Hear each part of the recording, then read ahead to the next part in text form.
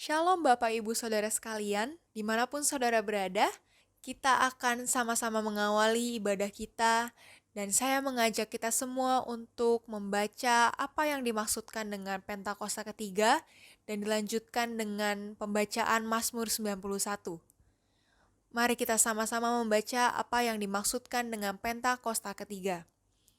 Pentakosta ketiga adalah pencurahan Roh Kudus yang dahsyat di zaman now, melebihi yang terjadi di Azusa Street. Pentakosta ketiga akan mengakibatkan penuaian jiwa yang terbesar dan yang terakhir sebelum Tuhan Yesus datang kembali. Pentakosta ketiga akan membangkitkan generasi Yeremia, yaitu anak-anak muda yang dipenuhi Roh Kudus, cinta mati-matian kepada Tuhan Yesus, tidak kompromi terhadap dosa, dan akan bergerak untuk memenangkan jiwa. Pentakosta ketiga lahir di Indonesia dan bergerak ke bangsa-bangsa. Gerakan ini dari timur ke barat dan akan kembali ke Yerusalem. Pentakosta ketiga akan memberikan kuasa untuk menyelesaikan amanat agung dan setelah itu Tuhan Yesus datang kembali. Mazmur 91 ayat 1-16. Dalam lindungan Allah. Orang yang duduk dalam lindungan yang maha tinggi dan bermalam dalam naungan yang maha kuasa akan berkata kepada Tuhan, tempat perlindunganku dan kubu pertahananku, Allahku yang kupercayai. Sungguh dialah yang akan melepaskan engkau dari jerat penangkap burung, dari penyakit sampar yang busuk. Dengan kepaknya ia akan menudungi engkau, di bawah sayapnya engkau akan berlindung. Kesetiaannya ialah perisai dan pagar tembok. Engkau tak usah takut terhadap kedahsyatan malam, terhadap panah yang terbang di waktu siang, terhadap penyakit sampar yang berjalan di dalam gelap, terhadap penyakit menular yang mengamuk di waktu petang. Walau 1.000 orang rebah di sisimu dan 10.000 di sebelah kananmu, tetapi itu tidak akan menimpamu. Engkau hanya menontonnya dengan matamu sendiri dan melihat pembalasan terhadap orang-orang fasik. Sebab Tuhan ialah tempat perlindunganmu, yang maha tinggi telah kau buat tempat perteduhanmu. Malapetaka tidak akan menimpa kamu, dan tulah tidak akan mendekat kepada kemahmu. Sebab malaikat-malaikatnya akan diperintahkannya kepadamu untuk menjaga engkau di segala jalanmu. Mereka akan menatang engkau di atas tangannya, supaya kakimu jangan terantuk kepada batu. Singa dan ular tedung akan kau langkahi, engkau akan menginjak anak singa dan ular naga. Sungguh hatinya melekat kepadaku, maka aku akan meluputkannya. Aku akan membentenginya sebab ia mengenal namaku. Bila ia berseru kepadaku, aku akan menjawab. Aku akan menyertai dia dalam kesesakan, aku akan meluputkannya dan memuliakannya. Dengan panjang umur akan kukenyangkan dia dan akan kuperlihatkan kepadanya keselamatan daripadaku.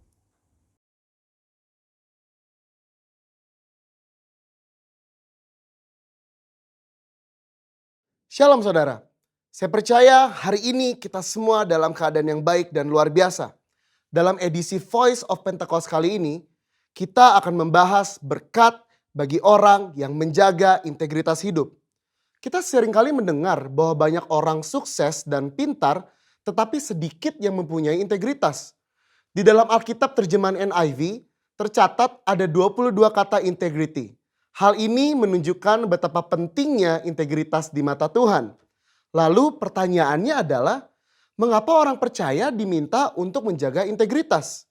Orang-orang yang menjaga integritas, hidupnya akan mendapatkan keamanan, perlindungan, anak cucunya akan ikut bahagia, tuntunan, serta perkenanan dari Tuhan. Di dalam Efesus 4 ayat pertama mengisahkan bagaimana Paulus yang sedang dipenjara memberikan nasihat kepada jemaat di Efesus supaya mereka menaruh bobot panggilan sebagai anak-anak Tuhan seimbang dengan gaya hidup yang menunjukkan kualitas moral dan karakter yang sesuai. Sekarang kita akan mempelajari berkat dan manfaat dari orang yang menjaga integritas hidupnya. Yang pertama, keamanan dan perlindungan dari Tuhan. Amsal 10 ayat 9 berkata, siapa bersih kelakuannya, aman jalannya. Tetapi siapa berliku-liku jalannya akan diketahui. Kata bersih kelakuan di dalam terjemahan NIV menggunakan kata walks in integrity. Kenapa aman? Karena susah orang lain untuk mencari celah untuk menjatuhkan. Seperti contoh, orang Farisi berusaha berkali-kali untuk menjatuhkan Yesus, tetapi tidak berhasil. Dengan menjaga integritas, segala aspek kehidupan kita akan aman. Yang kedua, tuntunan Allah akan semakin tajam. Amsal 11 ayat 3 berkata, orang yang jujur dipimpin oleh ketulusannya, tetapi pengkhianat dirusak oleh kecurangannya. Tuntunan roh kepada setiap orang percaya akan semakin efektif ketika kita juga berlatih untuk hidup sesuai dengan prinsip-prinsip firman Tuhan. Semakin kita dituntun oleh Roh Kudus, maka kita semakin masuk ke dalam kehendak Bapa. Yang ketiga, keturunannya akan berbahagia. Amsal 20 ayat 7 berkata, orang benar yang bersih kelakuannya, berbahagialah keturunannya. Integritas di ayat ini digambarkan dengan kata bersih kelakuannya. Bersih kelakuan di sini artinya kita menghidupi kebenaran firman. Dalam Mazmur 37 ayat 25-26 dikatakan orang yang benar, anak cucunya akan menjadi berkat. Mereka tidak akan meminta-minta roti. Yang keempat, perkenanan Allah turun kepada orang yang berintegritas. 1 Tawari 29 ayat 17 berkata, aku tahu ya Allahku bahwa engkau adalah penguji hati dan berkenan kepada keikhlasan. Maka aku pun mempersembahkan semuanya itu dengan sukarela dan tulus ikhlas. Allah berkenan kepada keikhlasan. Orang yang tulus ikhlas adalah orang yang memiliki motivasi yang murni tanpa ada niatan lain. Apa yang benar yang harus dilakukan, itulah yang dilakukan. Dan ternyata itu menjadi suatu persembahan yang berkenan kepada Allah. Bukankah itu adalah berkat tersendiri yang luar biasa? Perkenanan Allah membawa berkat tersendiri dalam hidup kita. Berbicara soal perkenanan Tuhan, kalau kita melihat ayat emas kita tahun ini di Mazmur 24 ayat 4-5, maka secara khusus kata berkat dari Tuhan di situ berbicara mengenai perkenanan dan kemurahan yang Tuhan akan tunjukkan kepada mereka yang menjaga hidupnya bersih dan murni. Banyak ayat dari kitab Mazmur yang mencatat berkat dari orang yang dikenan oleh Tuhan. Salah satu contohnya adalah Mazmur 90 ayat 17 berkata, kiranya kemurahan Tuhan Allah kami atas kami dan teguhkanlah perbuatan tangan kami. Ya, perbuatan tangan kami teguhkanlah itu. Perkenanan Tuhan akan meneguhkan dan menguatkan hasil karya dan pekerjaan saudara dan saya. Bisnis, usaha, dan pekerjaan kita diteguhkan, dilindungi oleh Tuhan. Di dalam perjanjian baru, Yesus mengajar berbahagialah orang yang suci hatinya karena mereka akan melihat Allah. Yesus menyebutkan secara langsung berkat ini, yaitu mereka akan melihat Allah. Melihat Allah di dunia ini artinya melihat perbuatannya yang baik, melihat pertolongannya, dan pada akhirnya betul-betul kita melihat Allah dalam segala kemuliaannya ketika Dia menjemput kita kali yang kedua. Siapa yang mau hidup berintegritas setelah mendengar begitu banyak berkat yang Allah sediakan? Saya percaya kita semakin semangat hidup sepadan dengan panggilan Tuhan yang mulia. Saudara, untuk penjelasan lebih lengkapnya dari tim teologi kami, jangan lupa buka link yang ada di atas atau scan QR Code yang tersedia. Salam integritas, Tuhan Yesus memberkati.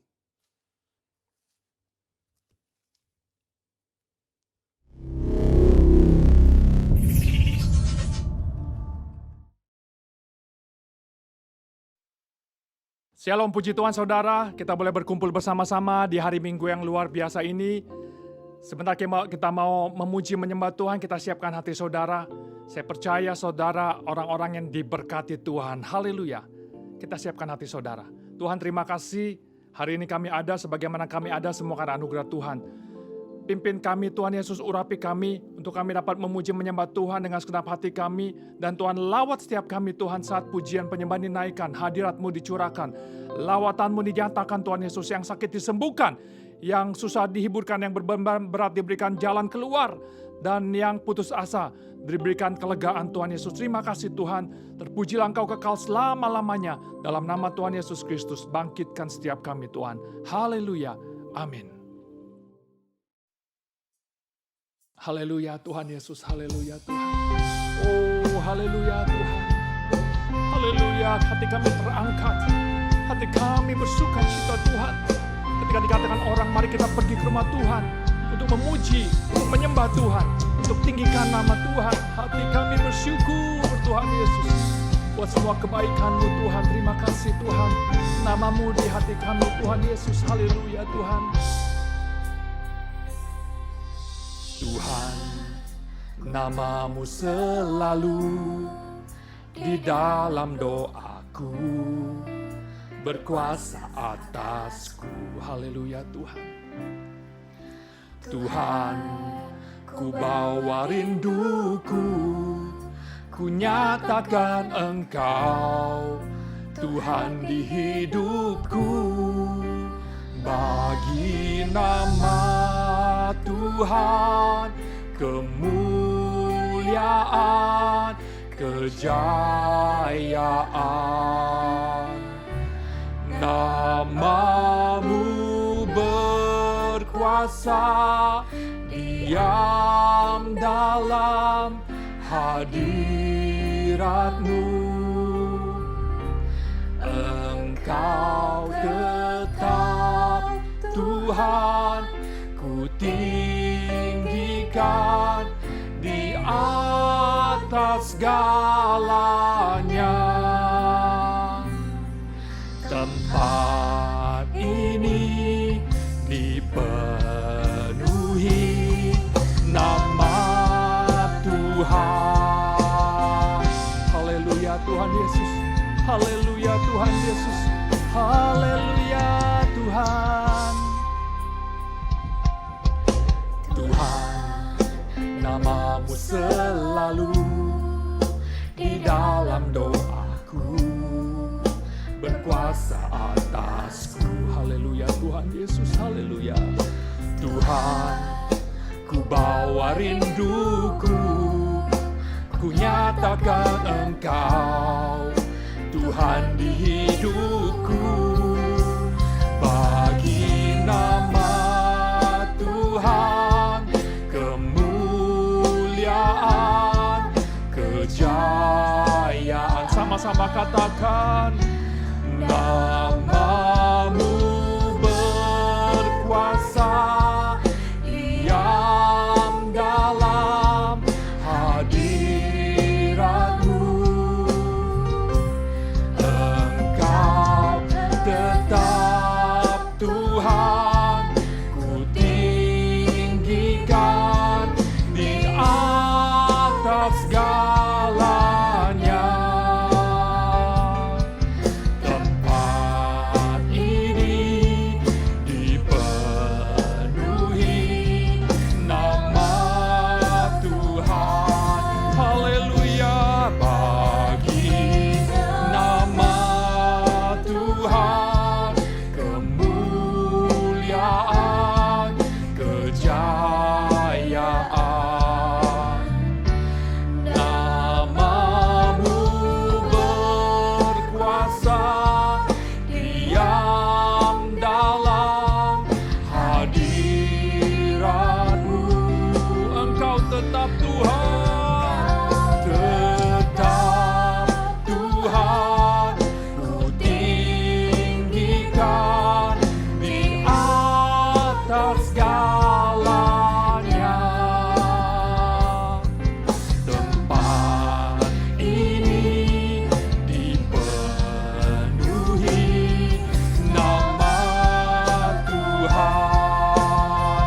Berikan kemuliaan, berikan tepuk tangan yang terbaik buat Tuhan Yesus. Haleluya Tuhan, haleluya Tuhan Yesus, haleluya Tuhan. Tuhan, nama-Mu selalu di dalam doaku, berkuasa atasku. Haleluya Tuhan. Tuhan, ku bawa rinduku, ku nyatakan Engkau Tuhan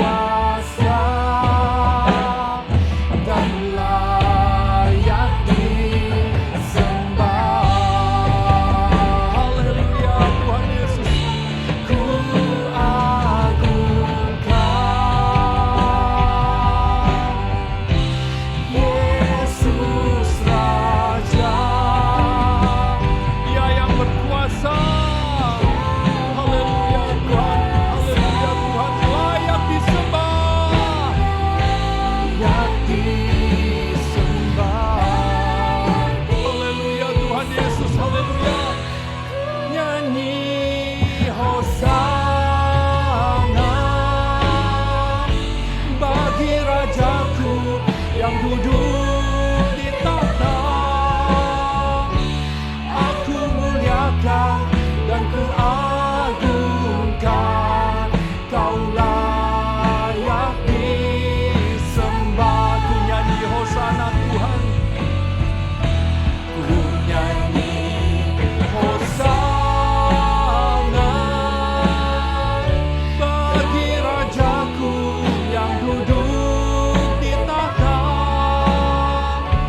Aku muliakan dan ku agungkan, Kau layak disembah.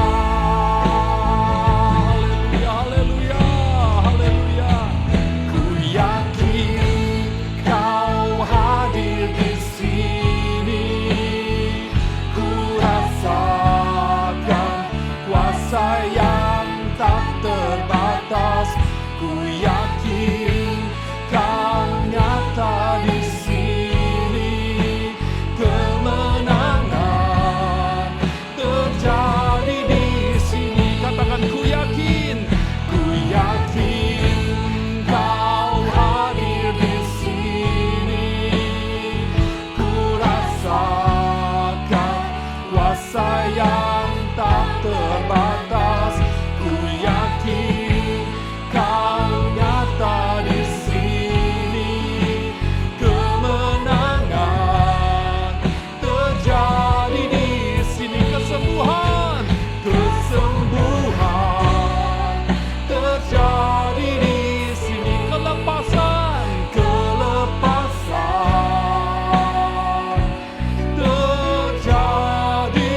di sini.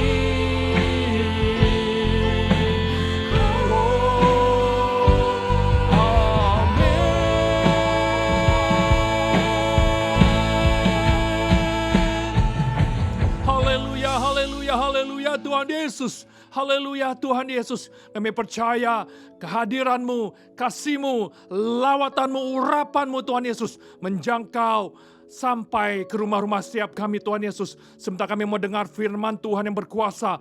Firman yang berkuasa mengubah, mengoreksi, memberikan jalan keluar buat setiap kami, memberikan kekuatan yang baru Tuhan Yesus. Urapi hamba-Mu, pakai lidah bibir mulut hamba-Mu sebagai alat di tangan Tuhan untuk menyampaikan kebenaran firman Tuhan dalam hidup kami. Dalam nama Yesus kami siap dengar firman-Mu. Haleluya. Amin. Shalom, saudara-saudara terkasih dalam Yesus Kristus. Kita jumpa lagi di dalam ibadah online hari ini. Saudara pasti diberkati dan sukacita selama 1 minggu ini. Dan sebelum kita mulai firman Tuhan, mari kita sama-sama tundukkan kepala, kita berdoa. Bapa di surga, kami mengucap syukur terima kasih Tuhan atas kebaikan Tuhan, perlindungan Tuhan, penyertaan Tuhan, dan tuntunan Tuhan dalam setiap langkah kehidupan kami Tuhan. Hari ini kami boleh berkumpul dan kami ingin semua mendengarkan apa yang Engkau ingin sampaikan pada kami semua.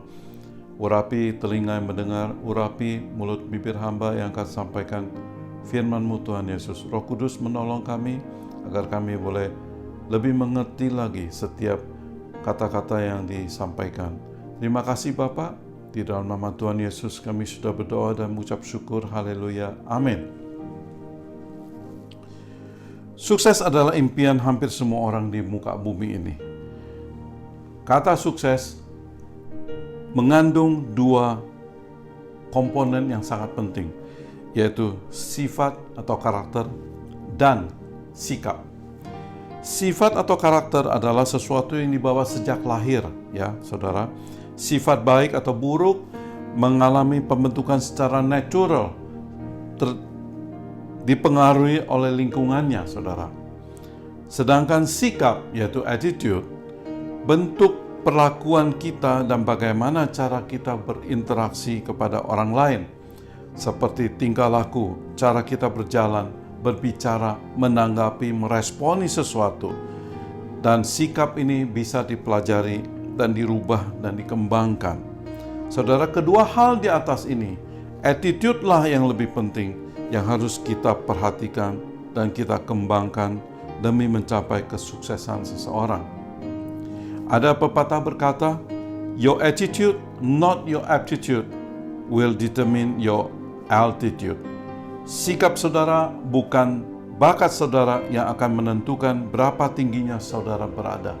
Jadi, attitude, sikap hati itu adalah hal yang sangat penting bagi manusia untuk mencapai sukses.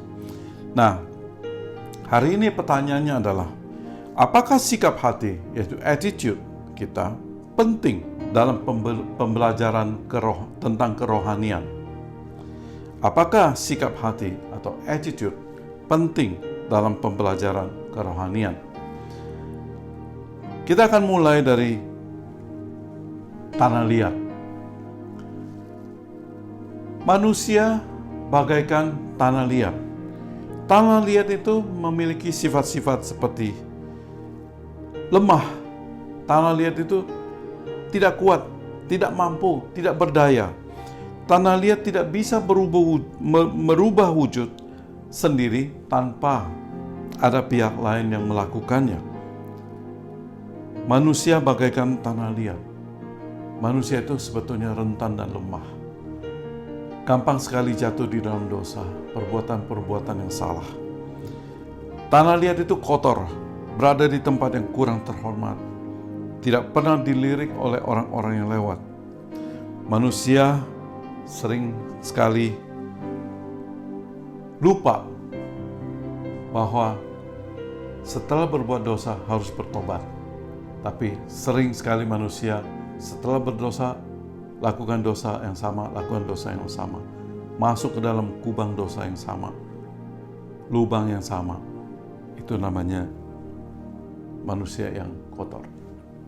Saudara, tanah liat ini bisa dibentuk menjadi sebuah bejana yang berguna dan baik. Demikian juga manusia bisa dibentuk, bisa dirubah. Attitude-nya, sikapnya bisa berubah menjadi seorang yang baik dan berguna. Ya. Tapi semuanya ini harus melalui sebuah proses. Ada sebuah proses yang membentuk tanah liat menjadi bejana, yang kita bisa lihat di dalam kitab Yeremia. Tuhan perintahkan Yeremia untuk melihat sebuah proses pembentukan tanah liat menjadi bejana yang bernilai. Pembentukan seorang manusia agar menjadi bernilai, kemudian hidupnya dipersembahkan untuk memuliakan Tuhan, itu adalah prinsip proses yang paling penting terhadap proses manusia. Sebuah bejana yang bernilai dan dikehendaki Tuhan ialah sebuah bejana yang baik sesuai keinginan penjunan atau tukang periuk, bukan sesuai kemauan manusia. Kita baca di Yeremia 18 ayat 1 sampai 4. Yeremia 18 ayat 1-4, perikopnya adalah pelajaran dari pekerjaan tukang periuk. Firman yang datang dari Tuhan kepada Yeremia, bunyinya, "Pergilah dengan segera ke rumah tukang periuk. Di sana aku akan memperdengarkan perkataan-perkataanku kepadamu. Lalu pergilah aku ke rumah tukang periuk, dan kebetulan ia sedang bekerja dengan pelarikan.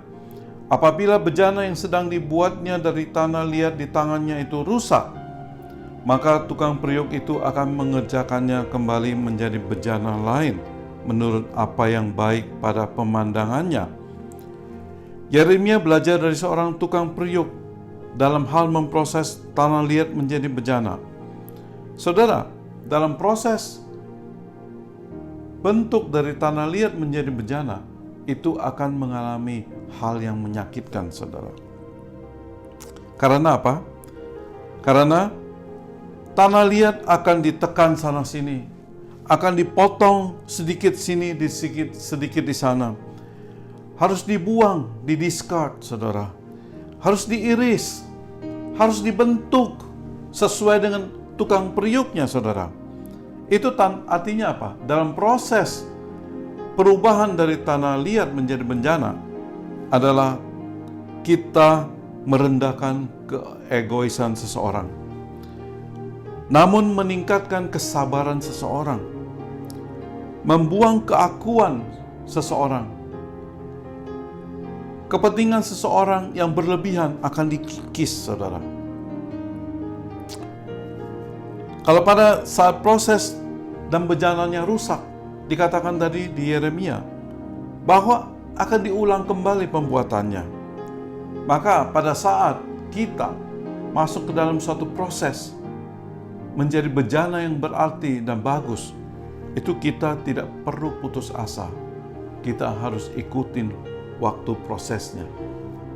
Semakin bejana itu bagus dan baik, semakin lama proses tanah liatnya.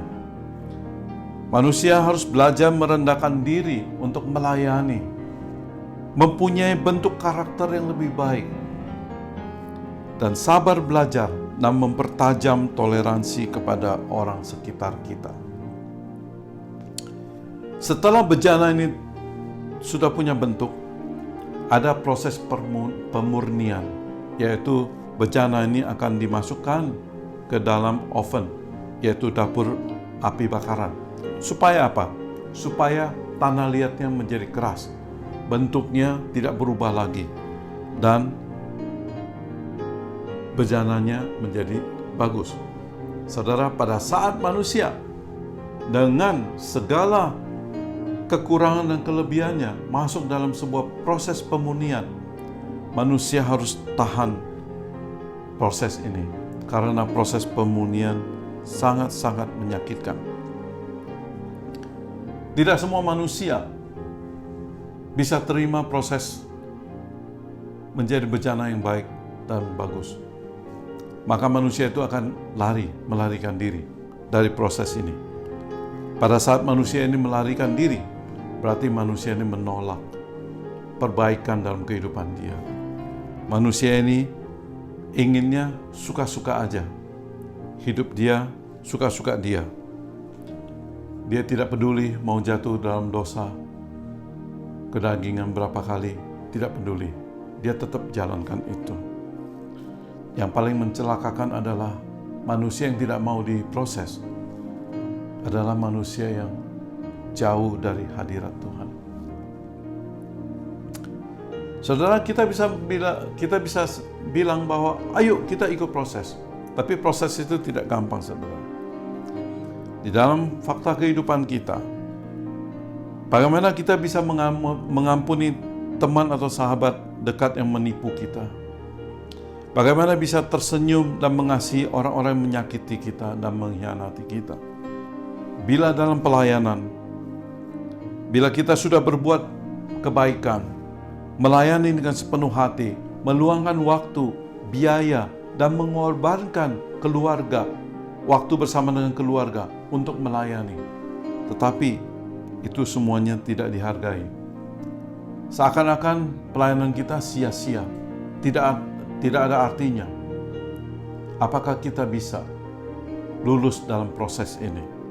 Tidak mudah. Maka dikatakan bahwa tanah liat adalah lemah, tidak berdaya. Manusia juga lemah, tidak berdaya.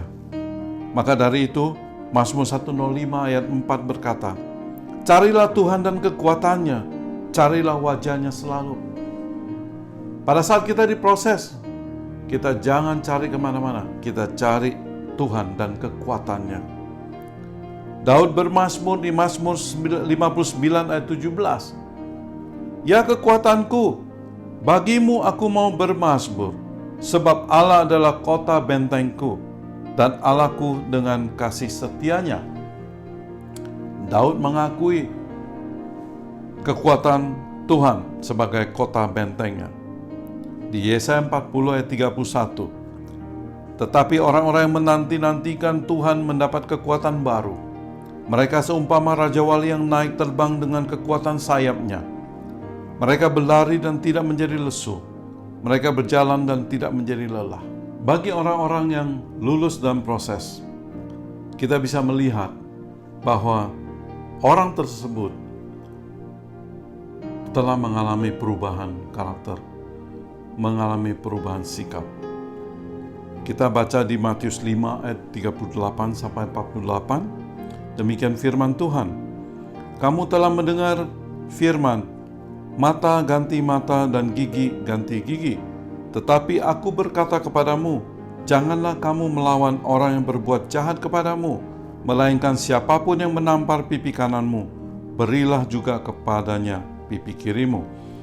Dan kepada orang yang hendak mengadukan engkau karena mengingini bajumu, serahkanlah juga jubahmu.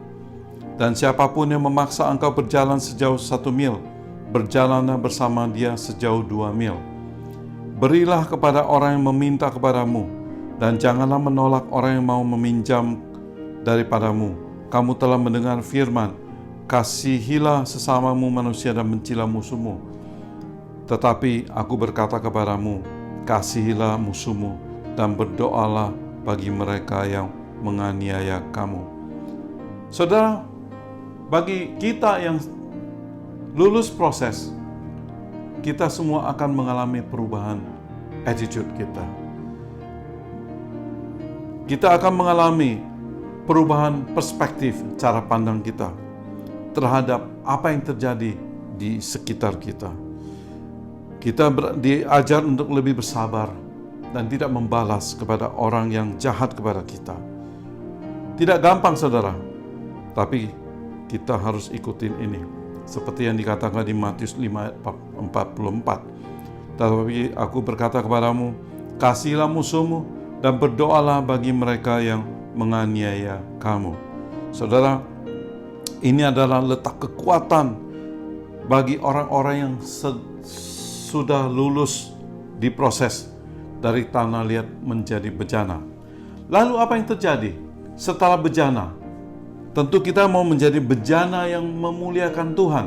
Amin. Di dalam 2 Korintus 4 ayat 7, Rasul Paulus menulis, tetapi harta ini kami punyai dalam bejana tanah liat, supaya nyata bahwa kekuatan yang melimpah-limpah itu berasal dari Allah, bukan dari kami. Saudara tahu Rasul Paulus adalah seorang yang sangat menentang pengikut-pengikut Kristus. Dia bahkan menjadi pembunuh pengikut-pengikut Kristus sebelum dia bertobat, sebelum dia terima panggilan dari Tuhan. Namun melalui sebuah proses, yaitu proses dari tanah liat menjadi bejana, pertemuan dia dengan Tuhan Yesus, maka dia berbalik dan menjadi seorang yang dipakai oleh Tuhan untuk memberitakan Injil, saudara. Ini sangat penting, saudara, bahwa seorang Rasul Paulus merubah sikapnya setelah diproses oleh Tuhan. Dia berkata, tetapi harta ini kami punyai dalam bejana tanah liat. Saudara, yang disebut harta oleh Rasul Paulus adalah apa? Adalah Injil Yesus Kristus. Adalah kebenaran tentang seluruh nubuatan-nubuatan yang disampaikan oleh para nabi di Perjanjian Lama. Dan sebuah kepastian keselamatan bagi umat manusia melalui Yesus Kristus. Rasul Paulus berkata, harta ini kami punyai dalam bejana tanah liat. Rasul Paulus tidak bilang bahwa Injil ini ada di bejana emas. Dia tidak menyatakan dirinya sebagai bejana emas. Tapi Rasul Paulus merendahkan dirinya di hadapan Tuhan. Karena dia ingin meninggikan penginjilan tentang Yesus Kristus yang diutamakan. Maka dikatakan itulah penginjilan Yesus Kristus, itulah adalah harta yang ditaruh di dalam bejana tanah liat, yaitu dia sendiri, saudara. Ini luar biasa. Ada sikap yang luar biasa oleh Rasul Paulus, bahwa apa yang dilakukan, apa yang dikerjakan, semuanya sesuai dengan kehendak Tuhan, perintah-perintah Tuhan, dan bukan diri dia yang ditinggikan, tapi Tuhan Yesuslah yang ditinggikan. Ada amin. Maka dari itu, saudara, pada saat manusia dari tanah liat menjadi bejana, bejana ini harus berisikan sesuatu atau segala hal yang memuliakan nama Tuhan, bukan kepentingan manusia itu sendiri, saudara. Ini sangat penting sekali. Dan di ayat yang sama dikatakan bahwa kekuatan yang berlimpah-limpah itu berasal dari Allah, bukan dari diri kami. Saudara, Rasul Paulus mengakui bahwa pada saat dia melakukan setiap perintah Tuhan, yaitu melakukan penginjilan, melakukan penyebaran kebenaran firman Tuhan, kekuatan Tuhanlah yang dia pakai, bukan kekuatan dia sendiri. Kekuatan apa rupanya, saudara? Yaitu kekuatan untuk menghadapi penderitaan, kekuatan menghadapi hidup yang kekurangan, kekuatan pada saat dia diolok-olok orang, kekuatan pada saat dia ditangkap masuk penjara.